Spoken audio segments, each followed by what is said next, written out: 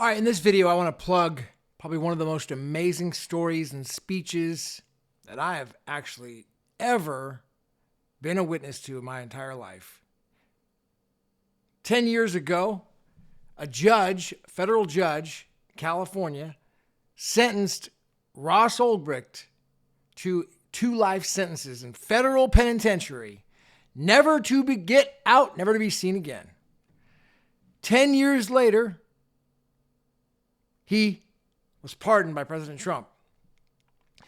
His wife, or fiance, prior to going in, stayed faithful and loyal to him the entire time. His mother gave him unconditional love, supported him, created an X, Twitter post, support fan pages.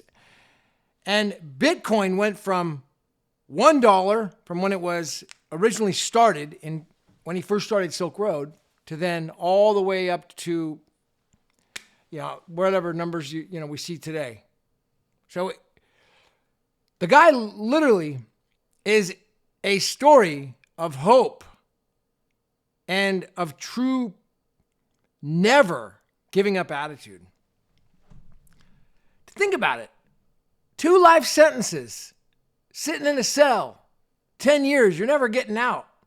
No hope of any President Trump. What? President Trump? That's not like that's a fantasy. The president pardoning me? He's thinking, like, why would he do that? Like, that must have never been on his mind.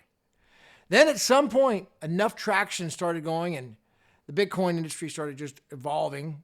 People started supporting him, wanting him out.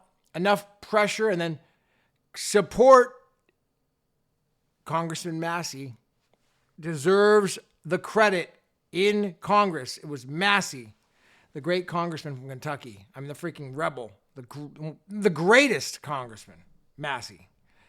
Of all, no doubt, he was the one that deserves the credit. So there's a speech that he gives. It's at the BTC Bitcoin conference in Las Vegas. Just came out yesterday. And it is absolutely stunning. It's stellar. It's 25 minutes. Watch it. I'll put a link here at the end. It will inspire you because I'll tell you, you see a guy like that who tells you about freedom and how much he appreciates freedom.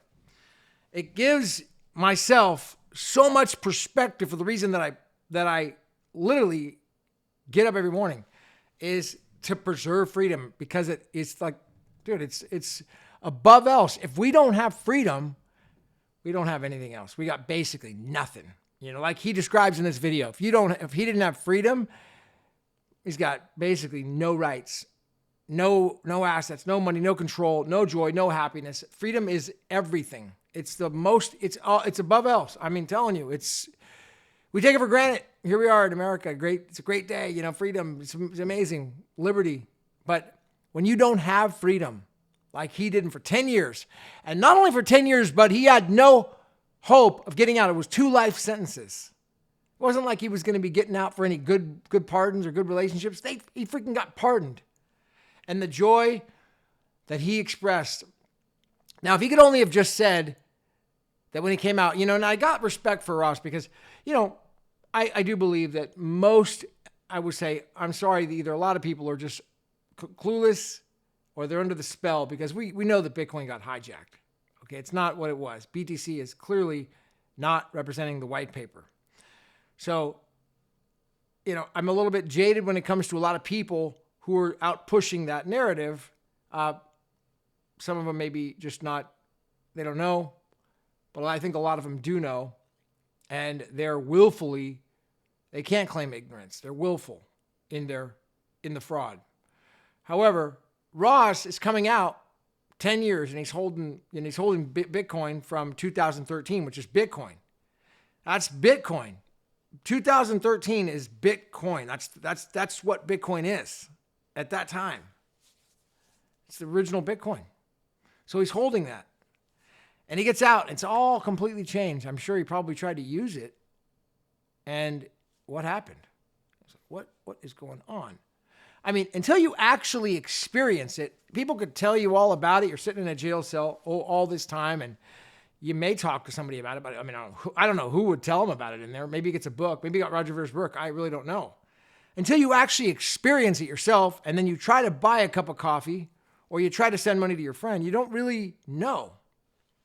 You don't really know for sure that it got hijacked until you experience it or experience the frustration. And then you start to realize, wait a second, what's going on here? How do I just want to use 2013 Bitcoin. I just want to use the original Bitcoin. You know, why can't I find that? I'm having a conversation last night with freaking Grok, the AI bot, and literally like trying to ask it probing questions about how I can get the original Bitcoin. How do I get the 2013 Bitcoin? How do I use Bitcoin from the white paper? How do I use these things? You know, it's very, trying to ask it questions that aren't too leading and seeing where it goes with it and see if it has enough information, if it's smart enough, intelligent enough to understand these things. And it wasn't. Definitely wasn't. It was like a child. Had no clue.